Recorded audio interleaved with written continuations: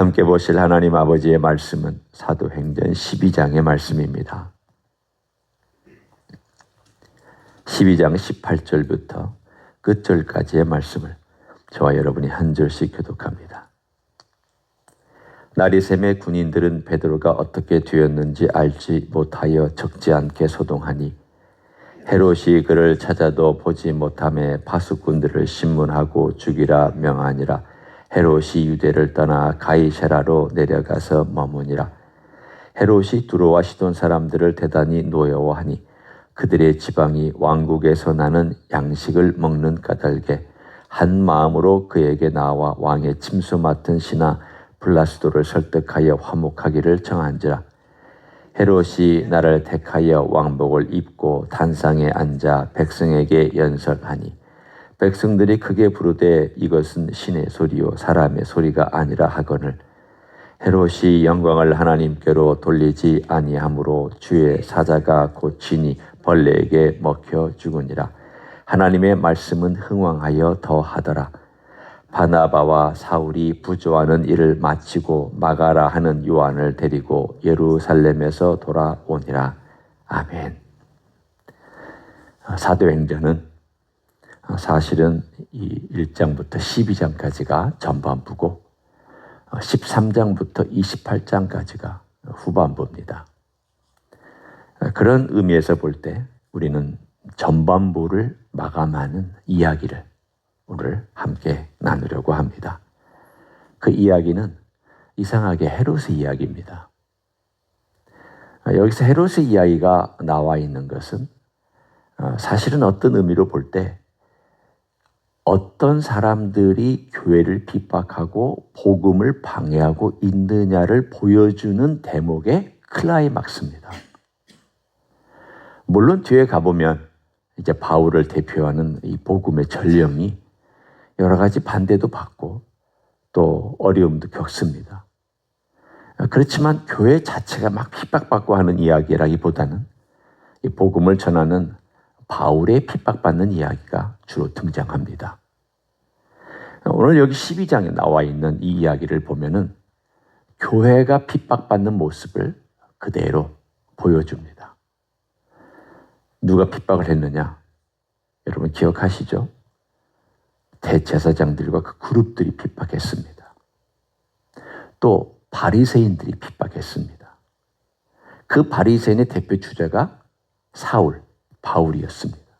나중에 사울은 다메섹에 가면서 완전히 뒤집어졌지만 그러나 나머지 바리새인들은 여전히 기세등등하게 복음을 반대하는 세력이었습니다. 그리고 오늘 정치 지도자인 헤롯이 이제 복음의 핍박자로 방해자로 나타나 있습니다. 그래서 이 사람이 정치적인 제스처일 수도 있고 여러 가지 복합적인 이유에서 핍박을 했습니다. 그랬더니 특별히 바리새인들이 좋아하는 걸 보면서 유대의 백성들이 좋아하는 걸 보면서 이제 이 핍박을 좀 계속해야 되겠다. 야고보 사도 죽였죠. 베드로 감옥에 집어넣었죠. 그리고 아마도 이 일이 계속 성공했더라면 나머지 사도들과 나머지 교회들도 더 많이 핍박을 했을 것입니다. 이 핍박이 그럼 핍박으로만 끝나느냐? 오늘 이 교회의 역사 가운데 우리들에게 보여주고 있는 가장 대표적인 예가 오늘 여기에 기록된 이야기입니다. 어떤 일이 일어났느냐? 헤롯이란 사람, 헤롯 대왕의 손자입니다. 그리고 이 헤롯 아그리파 1세라고 하는 이 헤롯은 헤롯 대왕이 누렸던 모든 땅을 누리고 있었습니다. 그러니까 우리는 이 헤롯 가문이 워낙 복잡해요. 저도 신학교에서 공부할 때 이 이름 제대로 외우지 못했습니다. 얼마나 이름이 비슷비슷하고 얼마나 이 가계가 복잡한지. 그런데 이 사람이 사실은 자기 아버지는 헤롯 자기 할아버지에 의해서 처형당했거든요. 그런데 이 아들이, 그러니까 손주죠. 손주가 헤롯 대왕은 굉장히 큰 땅을 누렸습니다. 유대 지방, 사마리아 지방, 갈릴리 지방, 그리고 일부 이 요단강의 동쪽 지방까지도 누렸습니다. 이 모든 땅을 다 누리는 손자 세대에 와서 누렸습니다. 그러니 얼마나 기세가 등등했겠습니까? 거기에다가 오늘 본문에 나와 있는 이야기를 보면은 두로와 시돈 지방, 지금의 페니키아 지방의 백성들이 이 유대의 풍성한 가운데 나와 있는 백성들의 곡식들을 먹고 살았다. 그러니까 일종의 여기에서 나오는 물건을 갖다 주고 이 곡식을 서로 교환하면서 먹었는데 아마도 뭔가 언짢은 일이 있었던 것 같습니다. 성경에는 기록되어 있지 않고 그리고 역사에도 나와 있지 않습니다. 그런데 그것 때문에 헤롯이 화가 나서 양식을 끊으려고 하자 오늘 본문에 나와 있는 것처럼 왕의 침소를 맡으시나 블라스도를 설득하여 화목하기를 청하면서 여러 가지 아마도 뇌물도 주고 여러 가지 것들을 했을 것입니다. 그리고 오늘 이 사건도 아마도 이 사람들하고 연결되어 있는 것이라고 학자들은 추정을 합니다. 어떤 일이냐? 어느 날 헤롯이 왕복을 입었습니다. 그 왕복이 은색깔의 왕복이었습니다. 그러니까 햇빛에 헤롯이 나타났을 때 강렬한 햇빛이 그 옷에 비쳤을 때에 반짝반짝 빛났고 그가 말할 때 사람들을 누가 설득했느냐 하면 이 두로와 시돈 사람들이 아마도 군중들에게 뇌물을 먹이거나 혹은 여러 가지 여론을 만들어서 뭐라고 말했냐면 신의 소리요 사람의 소리가 아니라고 막 띄워주는 그러한 사건이 생겼습니다. 그가 그것을 자연스럽게 받아들였습니다. 요청한 건 아닙니다. 왜냐하면 헤롯이 분봉왕이기 때문에 로마를 거슬리는 일을 그가 하지 않아야 되어서 그걸 요청하지는 않았지만 사람들이 그렇게 막 환호성을 치면서 난리법석을 하는 가운데 아주 흐뭇한 미소를 짓고 그러면 그렇지. 내가 이 모든 나라에서 인정받는 왕이지. 그리고 내가 얼마나 위대한 왕이냐라고 교만하고 있을 때 그 영광을 하나님께 돌리지 아니하고 자기가 취하는 것으로 말미암아 오늘 하나님의 천사가 그를 쳐서 그가 죽었다라고 나옵니다. 오늘 이 사건은 단순히 그가 하나님께 영광을 돌리지 않은 것만에 의해서 일어난 사건은 아닙니다. 이 12장이 뭘 보여주고 있느냐? 교회를 핍박한 사람들의 말로를 보아라. 하나님의 복음을 방해한 사람들의 마지막을 살펴보아라. 우리는 이 이야기들을 성경에서 많이 찾을 수 있습니다. 비근한 예가 있습니다. 하만과 모르드게의 이야기를 여러분 기억하십니다. 하만은 페르시아 왕의 2인자로서 모든 권력을 다 갖고 있었습니다. 실제적인 권력입니다. 왕은 도장만 찍고 모든 결정은 하만이 다 하는 그런 정도의 권력을 가지고 있었던 사람이 하만이었습니다. 다 누릴 것 같았고 모든 권세가 다 자기 발 아래 있는 것처럼 여겨서 모르드게를 죽이려고 장대를 마련했습니다. 그렇지만 하나님께서 기도를 들으시고 뒤집어 엎으셨습니다. 하나님이 하시는 일은 마지막까지 가봐야 합니다. 그리고 그 손은 잘 보이지 않습니다. 은밀한 가운데 움직입니다. 인간이 볼 때는 눈에 보이는 것들과 군대와 돈과 재력과 또는 기반과 인간관계와 가지고 있는 모든 것들이 전부인 것처럼 보이지만 사실은 하나님의 손 아래에 그 모든 것들이 얼마나 무기력한지를 우리는 압니다. 여러분 이 세상에 핵폭탄 많죠? 저장해 놓은 핵폭탄 많아요. 그리고 우리가 생각할 때 상상할 수 없을 정도의 끔찍한 무기들 참 많습니다. 이번 전쟁에도 보면은 핵폭탄은 터지지는 않았지만 여러 가지 폭탄들 터졌습니다.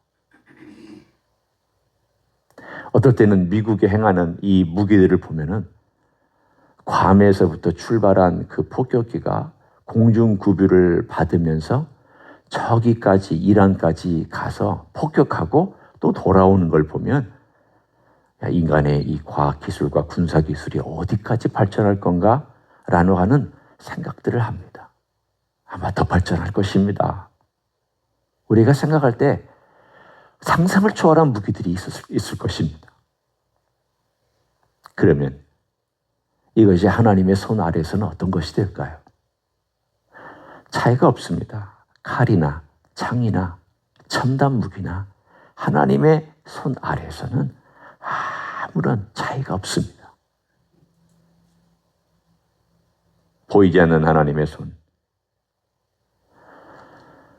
천사 한 명이 헤롯 대왕 죽였죠. 아니, 헤롯 이 아그리빠 죽였죠. 천사 한 명이 아시리아 군대 18만 5천 명 죽였죠. 예루살렘을 둘러싸고 있는 하나님의 손이 하만을 뒤집어 엎어서 그 장대에 달려 죽게 하셨죠. 하나님의 손은 직접 하시든 천사를 보내서 하시든 하나님의 손은 움직입니다. 그런데 그 놀라운 이야기를 오늘 뭐라고 뒤에서 담대하게 24절에 적었는지를 한번 보십시오. 헤롯이 이렇게 하나님께 심판받고 죽임당한 이야기와 대조적으로 24절에 말씀하고 있는 내용을 한번 보십시오. 우리 한번 같이 읽어볼까요? 시작. 하나님의 말씀은 흥왕하여 더하더라. 뭘 대조시키고 있습니까? 헤롯이 말하는 것과 하나님의 말씀을 대조시키고 있습니다. 헤롯의 영광과 하나님의 복음의 영광을 대조시키고 있습니다. 눈으로 볼 때, 사람들이 볼 때 헤롯의 말이나 헤롯의 영광이 더 뛰어나고 더 놀랍고 사람들의 인정을 받는 것처럼 바로 그 직전까지 나왔지만 하나님의 손 대시니까 사라져버립니다. 특별히 오늘 본문은 우리들에게 암시하는 바가 있습니다. 주의 사자가 고치니 벌레에게 먹혀 죽었다. 무슨 병인지는 모르겠습니다만 이게 즉사인지 아니면 시름시름 앓다가 죽은 건지 바로 그 자리에서 그 병을 얻어서 죽은 것만큼은 틀림이 없습니다. 그런데 지옥의 벌레를 상상하게 합니다. 우리 주님께서도 말씀하셨죠. 그 지옥은 구더기가 계속해서 괴롭히는 곳이다. 꺼지지 않는 불이 있다. 주님이 하신 말씀이에요.